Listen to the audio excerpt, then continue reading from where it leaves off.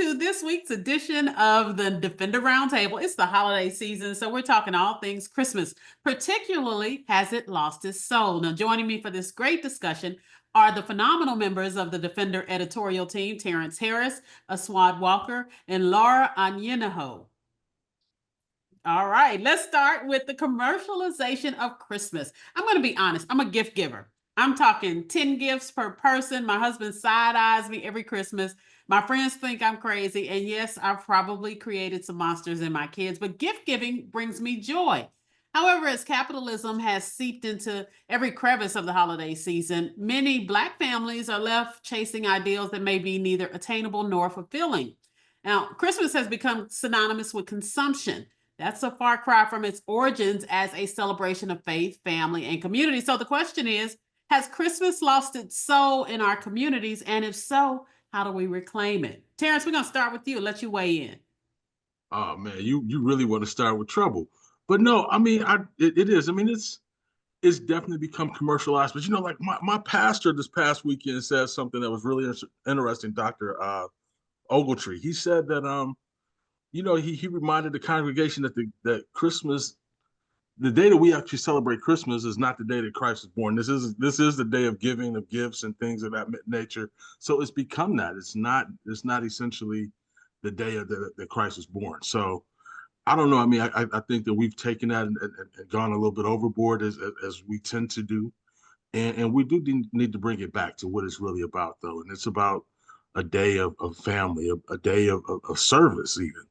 Um, and we need to make sure we're focusing on those things and a lot less on the gifts.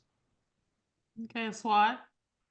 Yeah, and I would just add that Christmas isn't even just a day. It's a season. It's the Advent Christmas season, and Advent literally means the coming.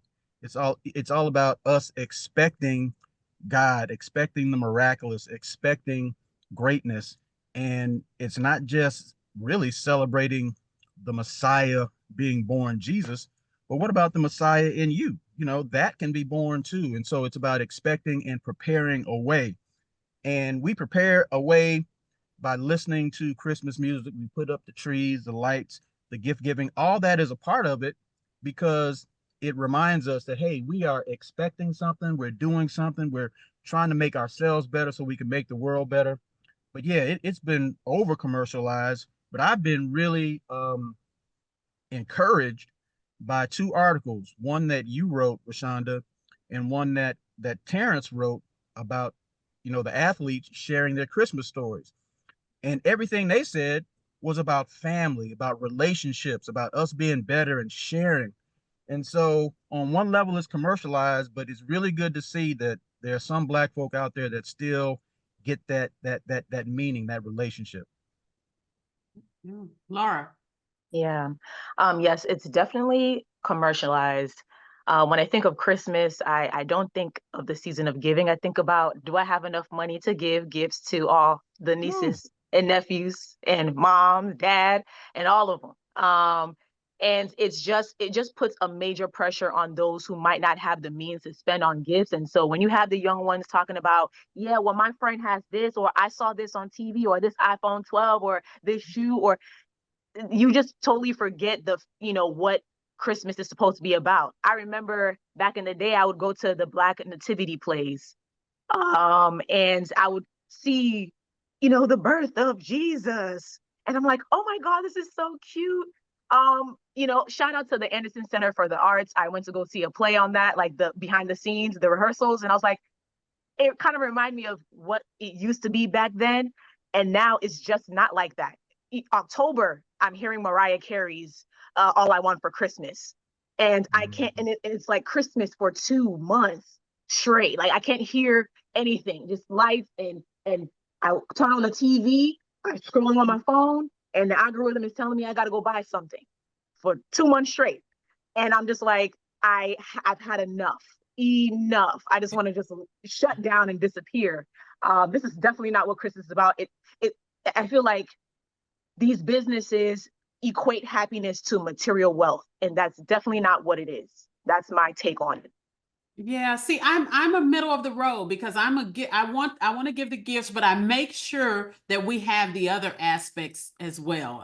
In fact, it can be torture because I'm going to give you the meta quest, but I'm also going to make you stay downstairs and play, Black people charades. And so those are the things that the kids remember. 4 years from now, they don't remember the latest gadget, but they remember that they lost charades to their siblings. And so that's one of the ways I keep that balance. The soul of Christmas is tied deeply to our faith for a lot of people. But even now, we see church attendance during the holidays seems to be waning. Midnight mass, Christmas Day services, those were once central to the holiday experiences. And now they're competing with brunch reservations and after Christmas sale shopping trips. Let's ask the Reverend here, are we losing our spiritual anchor? We are. I mean, literally, we are. And I think part of it is because of what's going on in the church, or in those spiritual homes. Uh, for so many reasons, and all of us on here have done different articles about different aspects of this. But there's so much of our community that's being ignored, that's being shamed, that's being belittled, and folk don't want any of that. They're not gonna feel like they're accepted and feel like they're at home and at peace in a place that's always trying to find out what's wrong with you rather than trying to lift you up. And so I think that's part of it. Um, and I think when we get back to that ethic of treating other folk the way we want to be treated, then we can kind of restore that feeling of community, not just community that you feel in your family, but even when you go to your church, your temple, or your mosque. But yeah, we got issues there. Mm, okay. All right. Let Yeah. me ask you guys before we go. We don't want to keep people too long, but we cannot talk about the holiday season without talking about something that's critical for a lot of Black people, that people will say, and that is celebrating Kwanzaa. And we talk about that, but is Kwanzaa just a concept? Because I don't know anybody that celebrates Kwanzaa. In fact, we had this discussion, and I said, and that's exactly what I said. I said, I bet you a SWAT does. But if you ask your friends, do they even know the principles of Kwanzaa? Do they know what each day stands for? And if not, why is that? We're gonna come back to, we know Mr. Kwanzaa, but I'm gonna ask Terrence or Laura about that. Well, I mean, I have friends and family who celebrate it. I have not personally taken part in it, and that's that's a knock on me. But I do recognize the importance of, I mean, of the principles of Kwanzaa, and how it's not about gifts so much as it is about spirituality, family, and coming together. And I think that that's something that definitely should be celebrated and paid more attention to. I agree. Laura? Yeah, I agree with that. Personally, for me, I mean, I know of a few people who celebrate it. I don't necessarily celebrate it. Um, my Christmas, especially with my family, every year we go home to the motherland. I have home in back in Nigeria, and so when we do go home on our trips, this conversation around materialistic commercialization. We don't really have that. We're in our villages. We have neighbors from other villages come to our compound. We're sitting together. We're eating. We're singing hymns. We're reminiscing about the good old days. Things are much more slower, much more warmer, much more fun because it's familiarity, it's family, and that's like the biggest priority when I go home. So yeah, I believe Kwanzaa has those principles that we at home are already celebrate naturally because it's a priority every day, all the day, whether it's Christmas or not. So yeah, like I like that people center Kwanzaa around those principles because it shouldn't just be for the season. It should be a thing that we practice all the time anyway. And if I could just throw in there right quick to what you just said, Laura, that's what Kwanzaa is all about. It was created to try to reconnect Black folk with principles that we have been using for thousands upon thousands of years to give this world religion, art, science, civilization, all those things. And I'll just say this, Thanksgiving used to be Kwanzaa. Christmas used to be Kwanzaa. What I mean by that is they were these celebrations that weren't embraced by a lot of people, but a group of people just kept hammering home this idea that we need to celebrate this. This is important. This is important. And now we just look at these things as just, they've been here forever. They haven't been here forever. They were someone's idea and they pushed it until it became this big, big thing that everyone just accepts. And the same thing can happen with Kwanzaa. I didn't know that. That's a good concept, Aswad. So push ahead, forge on, brother. Look at it. Lovely, lovely. Bargani. That's a great, You know? a great way to look at it. Just keep forging ahead on it.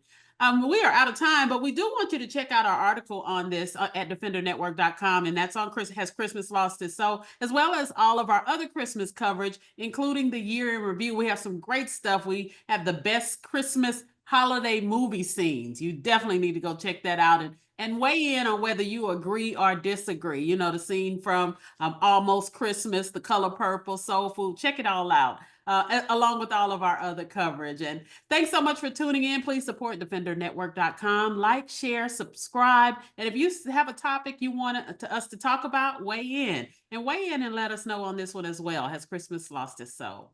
Thanks for joining us. And I'd like to add, yeah. Go ahead, I'd Terrence. like to add one last thing, and that's, we want to wish everybody happy holidays, happy New Year.